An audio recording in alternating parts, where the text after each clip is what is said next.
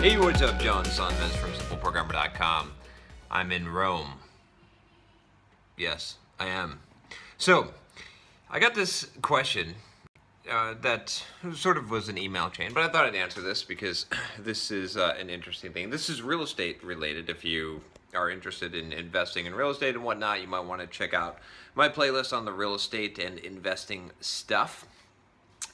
Yeah, I've got some controversial views, by the way, but unlike most people who have some controversial views on real estate and investing and money matters, I actually have passive income. So just a little thing to think about is that if you're going to take financial advice from someone, which this isn't financial advice because I'm not a financial advisor, but if you are going to take financial advice from someone and they are giving financial advice, you might want to see if they're actually successful in what they're preaching. Now, there are a lot of people that are, but there are a lot of people that are not. So there you go. All right, so I got this question about real estate. Watching Peter Schiff, John Maloney, etc., and listening to Fox Business every day. Don't hit that unsubscribe. Just don't get triggered by people. People either watching Fox or CNN. It's okay. They're getting their news from somewhere. It's just how it is today. It's like, which soap opera do you like? You just pick which soap opera. So don't get all pissed off. Don't get all pissy. Some of you commenting, you're already commenting just as I said that. Fox News is crap. I don't want to hear it. So I'm of the opinion there is a housing bubble in the U.S. that is going to bust within a year.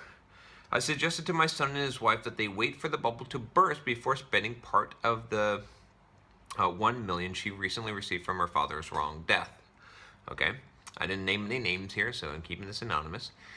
It's my opinion that housing will go down before the dollar loses too much value, so they will have to move quickly after the housing bubble breaks. What do you think? So, some predictions here, that there's a bubble, that housing will go down before the dollar loses too much value. So there's two predictions inherent in this. One, that there is a housing bubble, so prices of housing will eventually burst and go down, and that the dollar will lose value. Now, both of these are somewhat educated positions. I mean, they're pretty decent predictions, but they could be wrong. This is the thing. And this is the thing about real estate investment. This is the thing about investment in general, okay? That I'll tell you.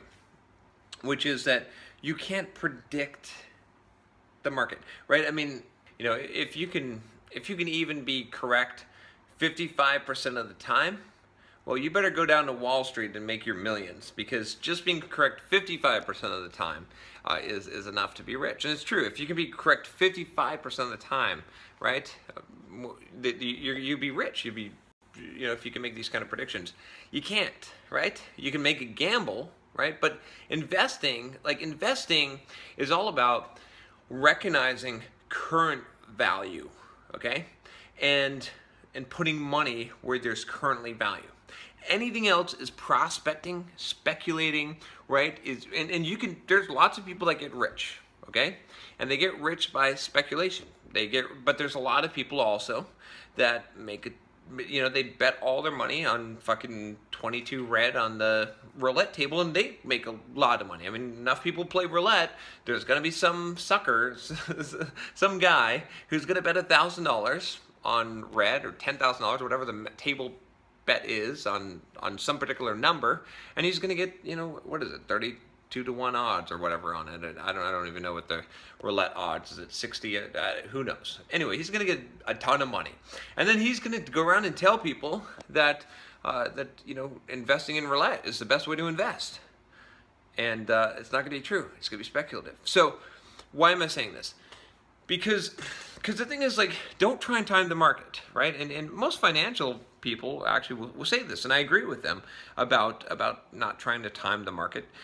But But I disagree with them in one aspect of it, which is that you don't just evenly drop money into the, but like there's no magic, right? Your 401k, okay, and I've done this video on retirement and 401k, and you can check out that video. Like I said, check out the playlist at the beginning. By the way, if you don't know, click the card, the little I, or you click the description below. I link to videos on this channel all the time. That you just gotta have to get used to that. But the thing is this, okay? So with investing.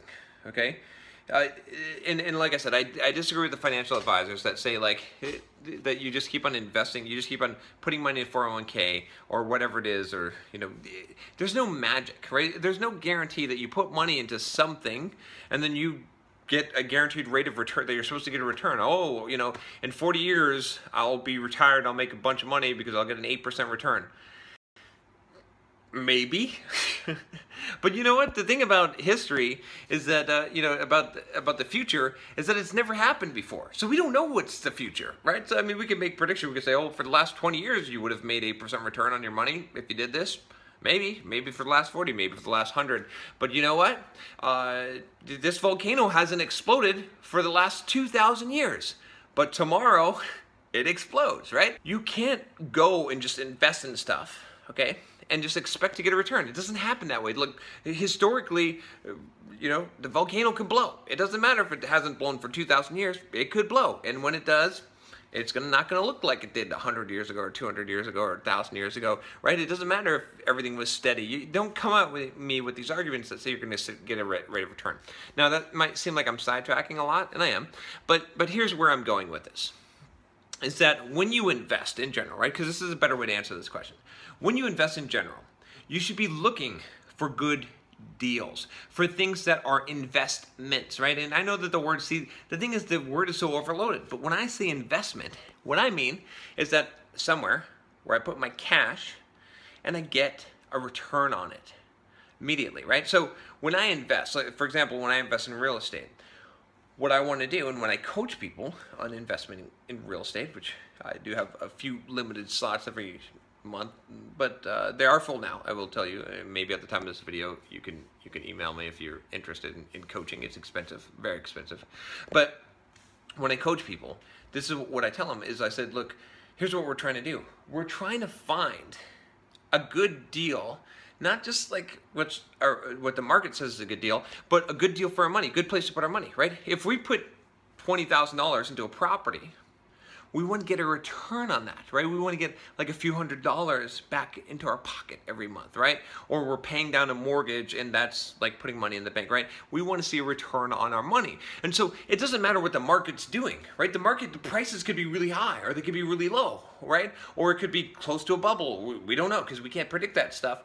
But what we can do is we can always say, well, if I can buy a property and I can rent it out and I can get more money after all the expenses than what it costs me, including mortgage, then that's a good investment. That's a good deal, right? You're taking some money and you're growing it, right? And that's the thing is, so that's, again, it doesn't mean that you never make any kind of speculative moves. There's, again, if you want to talk to someone who knows about this, another book by Nicholas Taleb, I think that's, I shouldn't have said, because I got to get his full name correct, but is Anti-Fragile. And in that book, he talks about the barbell strategy, where he talks about where I think his basic investment strategy, what he does is he puts 90% of his money in super safe, almost guaranteed return investments, and he puts 10% in more speculative, unbounded upside type of things. So he could lose it all, the 10%, but it's lottery tickets, right? He can make a lot of money, but 90% of his wealth is solid and secure, and it's investments. So the answer to this question, right, comes down to this. It's not like, it basically comes down to, should they wait for the housing bubble, right? How should they spend this $1 million? They should invest the $1 million if they're going to buy a house, right? So if you're going to buy a house, okay, first of all, buying a house for yourself is probably not a good investment, but if you're looking at it from this perspective, right, this is a losing investment, right? I mean, buying a $1 million house is going to be a losing investment, right? Especially, it's just it just is, right? Unless you're buying an apartment complex or something like that, because you're not going to make money on it. You're expecting to lose money on this, right? Otherwise, it's a speculative move. You're hoping that it appreciates too. You're not going to get the value out of it, right? Unless you have, if you have 50 kids and you need a house that has, you know, however many rooms, then you're going to get the value out of it, because you got to think of it as if you were renting it out, okay? And I'm not going to get into all the details of that, but I'm essentially going to say that, like, look, don't look for the bubble to burst. Don't wait. What if it doesn't burst for another 20 years? You're going to sit on that money, right? What if you know, there's a lot of bad situations that can happen. What if the bubble doesn't burst for 20 years?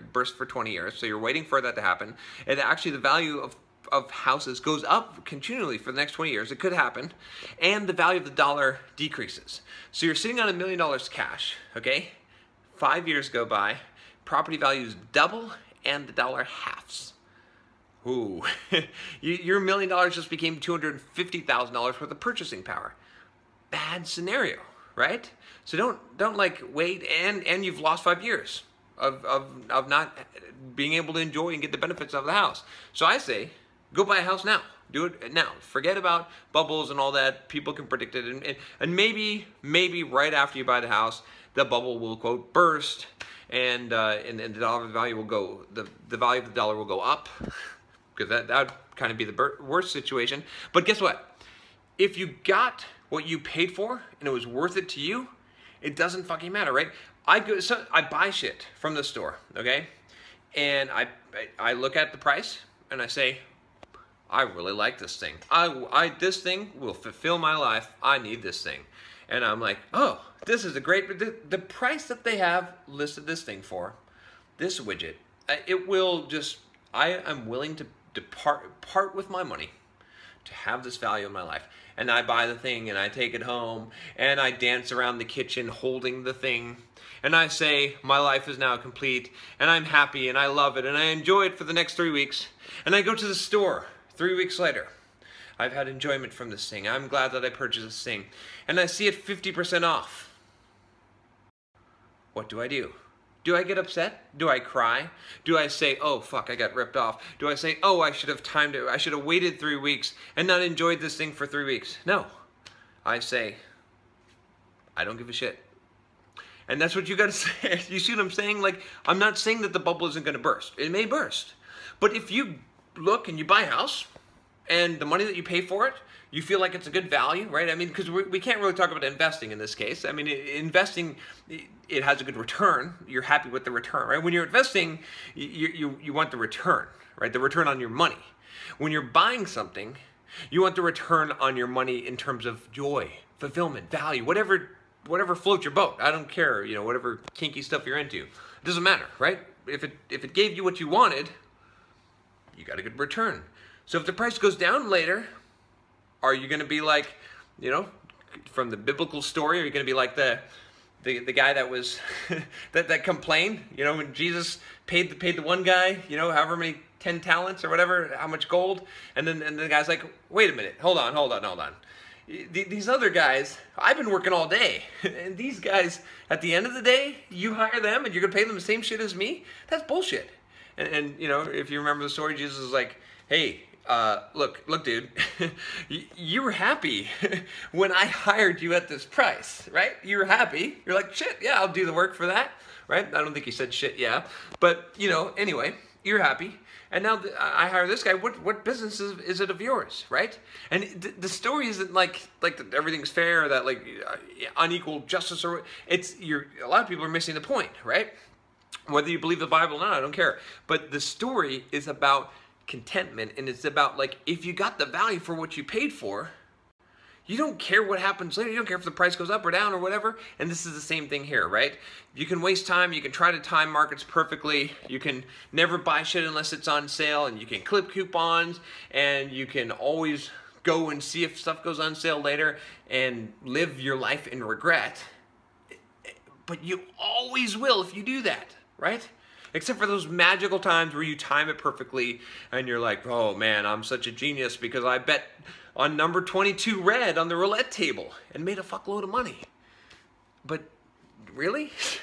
Those are going to be small and few and far between, and you're not really going to get much value from that. So that's what I'm saying here. Is like, just take the money, find the value, right, and buy something. And if you can't find value, if the prices are honestly so high that nothing in the store, right? You're like, I want to buy some shoes, and then you walk into Prada, and you're like, there's no shoes here that I would be willing to pay, like my $1,000. I don't need shoes that much. Then it's fine. Don't buy shoes, okay? Or look for a different store. Go to a different state. Go to a different location, neighborhood, whatever, and see if you can find value. So if you can't find value, if it's not worth giving up your money, I'm not saying give up your money, right, just because it's burning a hole in your pocket. I'm just saying, like, if you do find value, then whatever you spend it on, be happy. It's fine. It's okay. And if it goes up, it's great. If it goes down, that's fine, because you got your value out of it, right? This is an important way to live your life, to be content, to say, again, this is like not comparing yourself to others. This is like not comparing yourself to shit. Like, I don't care. Like, if I got what I wanted, right? It's like I was just at a, I'm in Italy, right? And there's some people with, various trinkets that they're selling. And, some guy wants 10 euro for something. And it's like, you know what? It's worth 10 euro to me. Like, in the back of my head, I'm like, oh, I could have negotiated that down to 5 euro. Yeah, I could have, and saved like 5 euro. But seriously, do I fucking care? No, I don't fucking care. So what am I gonna do? Like, I don't care. Like, maybe he would have given it to me for 5. I don't care.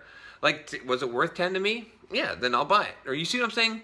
Again, this is what it comes down to. Like, you don't have to negotiate and get the best price on everything and get the best value. It only has to be enough value for you, right? And it's a better way to live your life, honestly. Otherwise, you're always going to live your life in regret. You're always going to be like, oh, I didn't get the best deal. I didn't get the best fucking thing. The price went up. The price went down. You're going to be upset all the time. So that's all I got to say about that. If you like this video, make sure you click the subscribe button below. If you didn't like the video, you might want to reconsider. You might want to think about the value that you invested of your time here. So, all right, take care.